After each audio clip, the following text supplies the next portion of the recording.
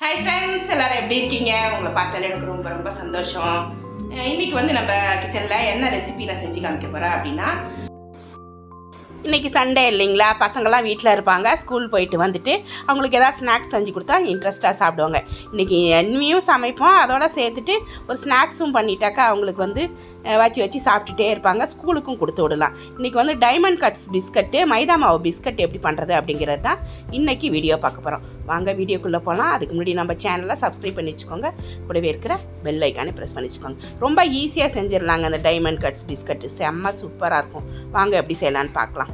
இன்றைக்கி மைதா மாவு யூஸ் பண்ணி டைமண்ட் கட்ஸ் பிஸ்கட் வந்து எப்படி செய்யறது அப்படின்றத பார்க்க போகிறோம். இதெல்லாம் குழந்தைகளுக்கு ரொம்ப பிடிச்ச பிஸ்கட். இது டக்குன்னு செஞ்சிடலாம் நம்ம. அதுக்கு நான் வந்து 1/4 கிலோ மைதா எடுத்திருக்கேன். 1/4 கிலோ மைதா ஒரு பவுலில் போட்டு,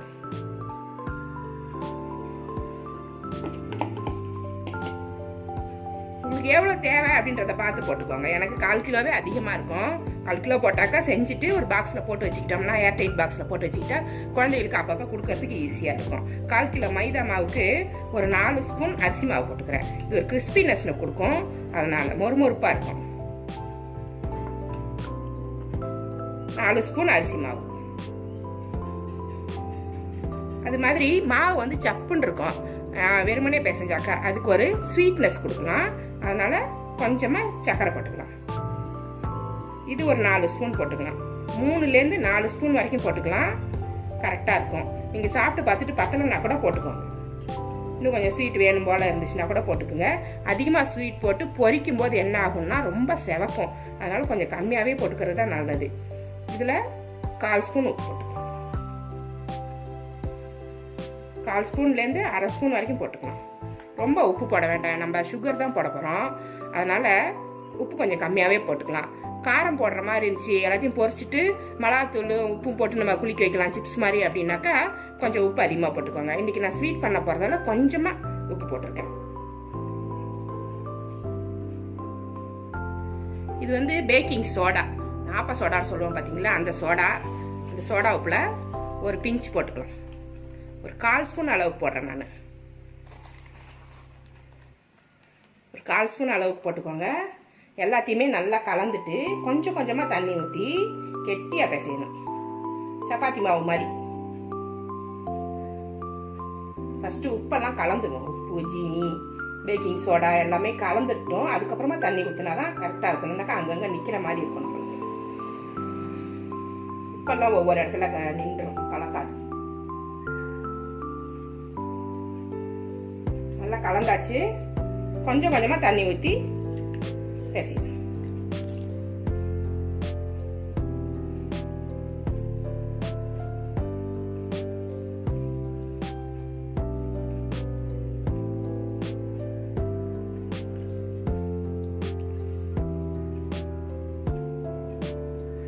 இது மாதிரி பிசைஞ்சிக்கோங்க.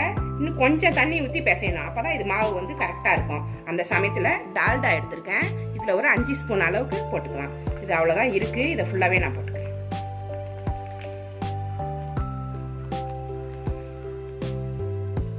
டால்டா போட்டிங்கன்னா நல்லாயிருக்கும், வாசனையாகவும் இருக்கும், நல்லா மொறுமொறுப்பாக சாஃப்டாகவும் இருக்கும், நல்லாயிருக்கும் சாப்பிட. நெய் வேணா கூட போட்டுக்கோங்க. இந்த அளவுக்கு போட்டுக்கோங்க. ஒரு 5 ஸ்பூன் அளவுக்கு இருக்கும் டால்டா. தண்ணிக்கு பதில் கிளாஸில் கொஞ்சமாக டால்டா போட்டு பிசைஞ்சிக்கோங்க. விருப்பப்பட்டாக்கா நெய் கூட போட்டு பிசைஞ்சிக்கலாம்.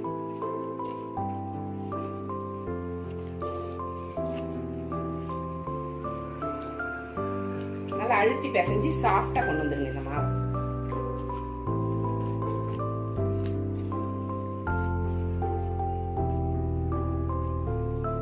இது மாதிரி சாஃப்டா பிசைஞ்சு வச்சுக்கோங்க. இது வந்து ஒரு 1/4 மணி நேரம் ஊறணும். ஒரு தட்டு போட்டு மூடிடலாம். இது ஒரு 15 நிமிஷம் கழிச்சு நம்ம இதை பிஸ்கட்டா ரெடி பண்ணிடலாம். மாவு 15 நிமிஷம் ஊறிடுச்சு. இந்த மாதிரி சாஃப்டா ஊறி இருக்கணும். ஊறினதுக்கப்புறம் அதை எடுத்து இந்த சப்பாத்தி மாதிரி போட்டுக்கணும். இதில் மைதா மாவு கொஞ்சம் தெளிச்சுக்கலாம்.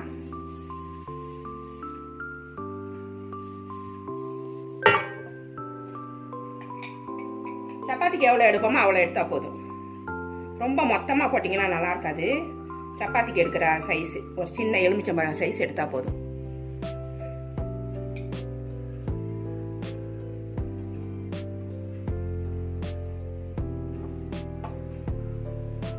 மாவில் பரட்டிட்டு மெல்லிசாக சப்பாத்தி, ரொம்ப மெல்லிசாக போட வேண்டாம், மீடியம் சைஸாக போட்டு.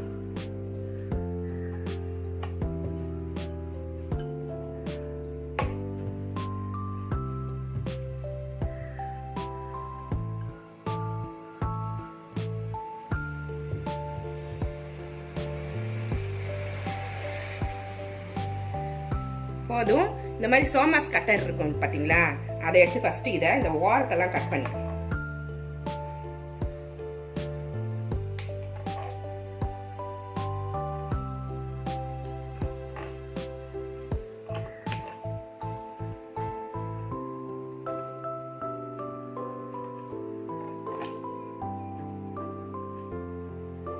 கட் பண்ணிட்டு இதை அப்படியே டைமண்டா கட் பண்ணி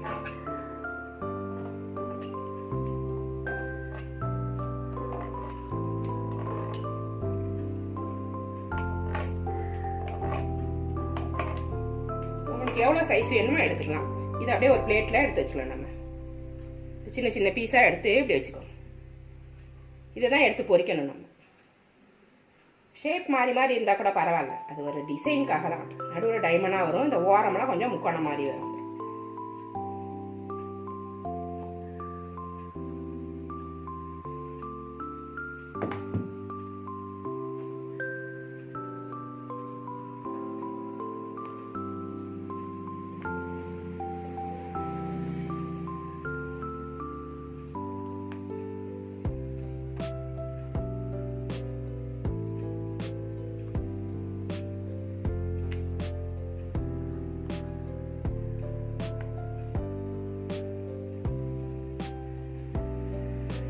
இது மாதிரி எல்லா மாவையுமே போட்டு எடுத்து வச்சுக்கோங்க. இந்த பிளேட்ல ஃபுல்லா எடுத்து வச்சுக்கலாம்.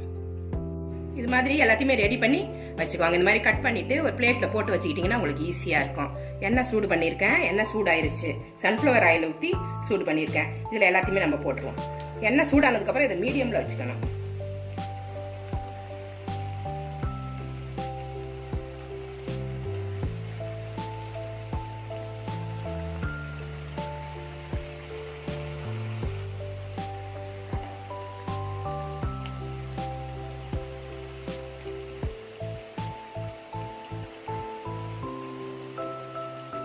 எண்ணெய் ரொம்ப சூடாயிடுச்சுன்னா செவந்து போயிடும். ஃபர்ஸ்ட் போட்டு பாருங்க, டக்குன்னு செவந்து போயிடுச்சுன்னா அதை மட்டும் தனியாக எடுத்து வச்சுட்டு அப்புறம் கொஞ்சம் சிம்மில் வச்சு கொஞ்சம் எண்ணெய் ஆறுனதுக்கப்புறம் மீதியை பொரிக்க பார்க்கணும். ஃபர்ஸ்ட் கொஞ்சம் போட்டு பார்த்து செவந்துருச்சுன்னா அது மாதிரி பொரிக்கக்கூடாது. கொஞ்சம் வந்து ஃப்ளேமை கம்மி பண்ணிடணும். கொஞ்சம் கொஞ்சமாக போட்டு பொரிச்சுக்கணும்.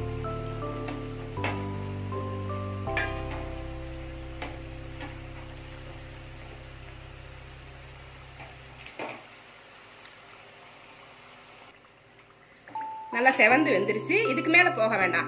கலர் ரொம்ப மாறிச்சு, நல்லா இருக்காது. கோல்டன் ப்ரௌன் இருக்கும் போது இதை அப்படியே எடுத்துரும்.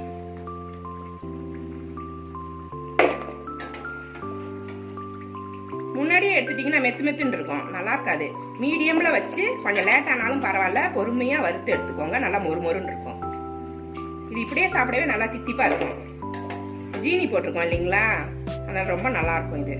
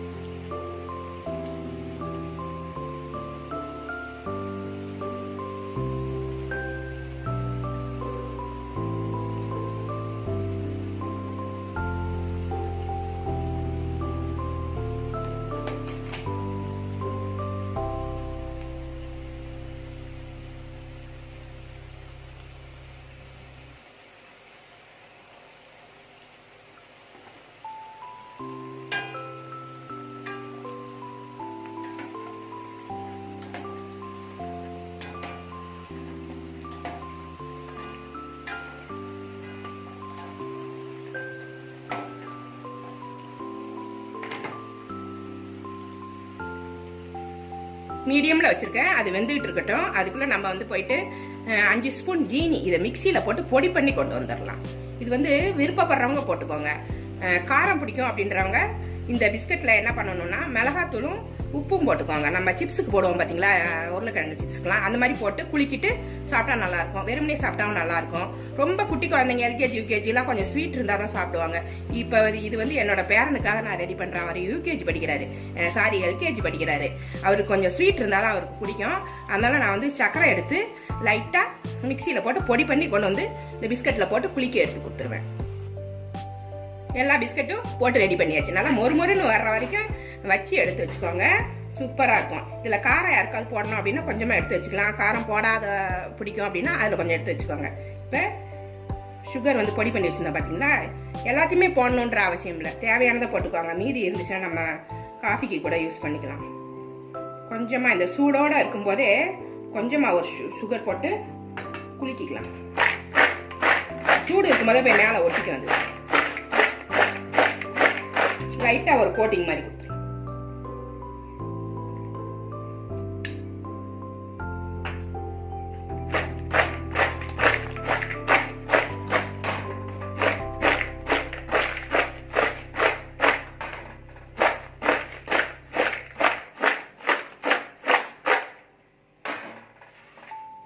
சூப்பராக ரெடி ஆயிடுச்சு பாருங்க. ஒரு கோட்டிங் வந்து ஒரு சுகர் இருந்தால் தான் குழந்தைங்க சாப்பிட்றதுக்கு இன்ட்ரெஸ்டாக சாப்பிடுவாங்க. லைட்டாக ஒரு தித்திப்பு இருக்கும். ரெடி ஆயிடுச்சு. இது மாதிரி நீங்களும் செஞ்சு பாருங்க. இந்த ரெசிபி பிடிச்சிருந்தா நம்ம சேனலை சப்ஸ்கிரைப் பண்ணி வச்சுக்கோங்க.